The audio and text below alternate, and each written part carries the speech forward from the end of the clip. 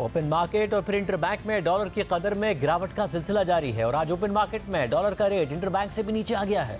आज इंटरबैंक में डॉलर 1 रुपये 79 पैसे गिरकर 301 रुपये 16 पैसे पर आ गया, मगर ओपन मार्केट में 300 रुपये से भी नीचे चला गया। मगर अहम बात यह थी कि दिन में यह खबर भी आई कि ओपन मार्केट में एक्सचेंज कंपनीज डॉलर्स नहीं खरीद रही हैं और उनके पास खरीदार ना होने के बराबर और बेचने वाले बहुत ज़्यादा हैं। गुज़िश्ता हफ्ते डॉलर की ज़ख़ीरा अंदोज़ी और ब्लैक मार्केट में क्रैकडाउन की खबरें आने के बाद मुसलसल डॉलर गिर रहा है। IMF ने इंटरबैंक और ओपन मार्केट में 1.25% के फ़र्क की शर्त रखी है, मगर ओपन मार्केट में डॉलर 335 रुपये पर भी मुश्किल से दस्तयाब था और इंटरबैंक में 307 रुपये को पहुंच गया था और मुसलसल दबाव में था, क्योंकि इंटरबैंक और ओपन मार्केट रेट में फ़र्क 10% को छू रहा था, जो IMF की शर्त से बहुत ज़्यादा था। मगर अब उल्टा ओपन मार्केट का रेट इंटरबैंक से भी नीचे चला गया है, अब 299 रुपये तक चला गया।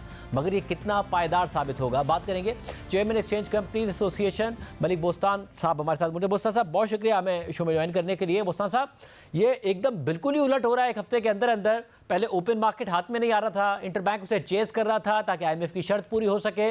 अब ओपन मार्केट इंटरबैंक से भी नीचे चला गया है, ये क्या हो रहा है? शर्त पूरी करना चाहिए, 1.25% कम करना चाहिए, लेकिन वो कर नहीं रहे, जिसकी वजह से मार्केट रुक गई है, वरना आज मार्केट 295 होनी थी।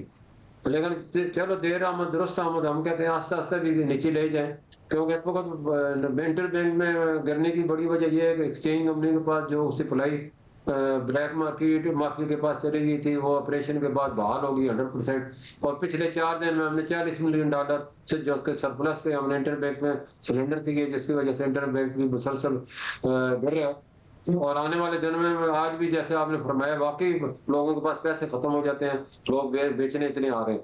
तो क्योंकि इस वक्त हर आदमी जो कि आज मेरे ख्याल है ये स्पेशल इन्वेस्टमेंट काउंसिल का जो इजलास, उसमें ये मैसेज भी चल रहा था कि डॉलर जब तक 250 तक नहीं आएगा हम ऑपरेशन इसी तरह रखेंगे और स्मगलिंग को जो ईरान अफगान बॉर्डर पे इसको सख्त सील करेंगे और उसको लगभग भी तो कोई मगर बोस्तान साहब, इस वक्त जो अचानक ये रिवर्सल हुआ है 335 336 पे भी वरना मुश्किल से दस्तयाब से, जो अचानक का रिवर्सल है, ये असल में डंडा है और अमली तौर पर कुछ हो रहा है, या फिर एक सेंटिमेंट है कि जी कहीं कुछ होगा तो नहीं जिसकी वजह से ये सब हो रहा है? और जैसे ही ये तासुर ज़ाहिर होगा, जो कि हमने माजी में भी देखा है, तो एक दफ़ा फिर जो ब्लैक मार्केट है, जो सट्टेबाज है, या फिर जो एक्सचेंज कंपनीज भी में भी 2 बुक्स चलती हैं, वो फिर दोबारा शुरू हो रहा होगा। देखो, इसकी बड़ी वजह जैसे मैंने बताया ना, ब्लैक मार्केट थी और स्मगलिंग थी। स्मगलिंग बंद हुई है तो हर चीज काबू में आ गई है, और इनके खिलाफ ऑपरेशन हुए स्मगलरों के खिलाफ और डॉलर माफिया के खिलाफ, जो कि ये पैसा डॉलर लेके स्मगलिंग कराते थे। जो भी ईरान से अफगानिस्तान से माल आता है उसके बदले में माल नहीं जाता, उसके बदले डॉलर जाते हैं पाकिस्तानी मार्केट से। सारा बोझ जो है हमारे ऊपर पड़ता है, और जिसकी वजह से इसका एक ही हल है कि मॉनिटरिंग सख्त की जाए। ईरान और अफगानिस्तान के बॉर्डर हैं, वो वहाँ स्मगलिंग अगर नहीं होगी तो सारा मसला हल हो जाएगा। अगर दोबारा स्मगलिंग शुरू होगी फिर आप वाली बात है, दोबारा डॉलर बढ़ना शुरू हो जाएगा, क्योंकि उनके बाद डॉलर दोनों मुल्कों में इकोनॉमिक सेक्शन लगी हुई है। वो सारे डॉलर की जरूरत जो पैसा है वो माल के बदले माल ले लेते। हमारी हुकूमत की भी मैं समझता हूँ ये नालायकी है कि वो उनसे लोकल एलसी नहीं खोल रही। अगर एलसी खोले तो फिर भी और क्या एक्सचेंज कंपनीज में जो पिछले हफ्ते ऑपरेशन शुरू हुआ था कि चाहे वो एजेंसियों के एहलकार हों, पुलिस के एहलकार हों, वो मुख्तलिफ ऑपरेशन देख रहे हैं किस तरह बाइंग सेलिंग हो रही है, मॉनिटर कर रहे हैं कि 2 बुक्स तो नहीं चल रही हैं, क्योंकि जब 2 बुक्स चलती हैं बाइंग सेलिंग होती है उससे भी रेट बढ़ना शुरू हो जाता है। तो वो नहीं हो रहा है, एक्सचेंज कंपनीज पर भी मुकम्मल नजर है इस वक्त। एक्सचेंज कंपनी जो अच्छी कंपनी वो तो करती है, का दुखद हर जगह ब्लैक शीप होती हैं। और हमने ये कंप्लेन की थी कि ब्लैक माफिया हमारी एक्सचेंज कंपनी के मार्केट के बाद अपने कारिंदे छोड़ दिए, और जो भी कस्टमर आता है उसे वो घेर के अपने खुफिया दफ्तरों में ले जाते हैं, और 90% सप्लाई उन्होंने अपने काबू में कर लिए। इनके खिलाफ कुछ करें वरना पाकिस्तानी रुपया बिल्कुल ही खत्म हो जाएगा। आज 350 को क्रॉस करने वाले कल 400 भी हो सकता है। तो ये इन्होंने ऑपरेशन किया। हमारे चीफ साहब को मैं खैर तहसीन पेश करता हूँ, जिन्होंने वक्त टास्क फोर्स बनाई, इनको लोगों को पकड़ा, और आज जैसे इंटीरियर मिनिस्टर ने कहा है कि हमने $1 करोड़ रिकवर भी कर लिए, $1.5 रुपये भी हमने रिकवर किया है। तो ये बहुत बड़ी अगर मॉनिटरिंग इस तरह रहती है तो इंशाल्लाह पाकिस्तान इस क्राइसिस से निकलेगा। ये पाकिस्तान मगर बोस्तान साहब, मैं ये जानना चाह रहा हूँ, क्योंकि माजी में ये हुआ है कि जैसे सागदार साहब आए, उन्होंने अनाउंस किया, अचानक गिरा, और फिर हमें नज़र आया कि वापस जो है वो डॉलर बहुत तेज़ी से बढ़ा और पहले से भी ज़्यादा बढ़ गया। तो ये क्योंकि इंटरेस्ट रेट जिस मुल्क में 21-22% पर हो, उसके बावजूद लोग डॉलर ख़रीद रहे हों, यानी कि रुपए में इन्वेस्ट करने को लोग तैयार नहीं थे। और आप भी बताते थे कि लोग डॉलर बहुत ज़्यादा ख़रीद रहे हैं, ज़ख़ीरे करने के लिए ख़रीद रहे हैं, उन्हें रुपए के ऊपर एतमाद कम है।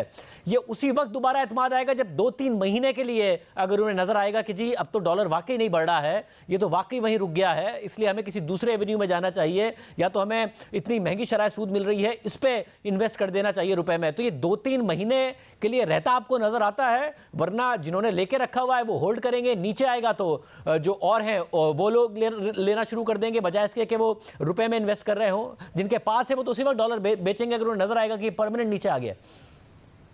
देखो जो आर्मी चीफ ने जैसे कहा है कि हम इसको मुस्तकिल बुनियादों में रखेंगे और मुस्तकिल बुनियादों में मॉनिटरिंग ही इसका हल है, उसको रुपये को मुस्तहकम करने का। अगर आपने अभी वक्ती तौर पे ऑपरेशन रखे फिर छोड़ दिए, फिर दोबारा वही जैसे मीडिया में आ जाएंगे, अखबार की हेडलाइन लगी कौन कौन से लोगों इसमें मुलव्वस हैं, किन किन लोगों ने अपने हाथ रंगे हैं इस गंगा में।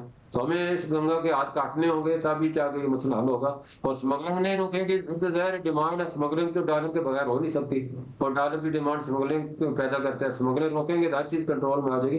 पाकिस्तानी रुपये को इतना ज्यादा जो अंडर वैल्यू होना नहीं चाहिए पूरी रीजन में। ईरान का, अपना इंडिया का देखें उसका 78 है, बांग्लादेश का 95 है, अफगानिस्तान का 82 है। तो हमने कौन सा गुनाह किया? हमारा गुनाह यही है कि हमने रुपये में एतमाद नहीं किया। जैसे आपने भी फरमाया 22% इंटरेस्ट होने के बावजूद भी अभी भी हमें चैन नहीं। और आपको क्या चाहिए? 22%, 1 करोड़ में 22 लाख रुपए थोड़े, आपको तो कुछ करने की जरूरत ही नहीं है। लेकिन फिर भी डॉलर इनके ख्वाबों में आता है तो डॉलर के ख्वाब देखते रहते हैं। डॉलर के ख्वाब बहुत शुक्रिया बोस्तान साहब हमारे साथ मौजूद थे। अब देखते हैं क्योंकि जो मुल्क के फंडामेंटल प्रॉब्लम्स हैं वो अपनी जगह पर हैं, इस क्रैकडाउन के कितने बड़े असरात होते हैं, क्योंकि मुल्क में ज़ाहिर है एक करंट अकाउंट खसारा चल रहा है, बाहर से पैसे आने के ऊपर अपनी जगह पर सवालात मौजूद हैं। FDI का दावा कर रहा है, किया जा रहा है, वो कब आती है?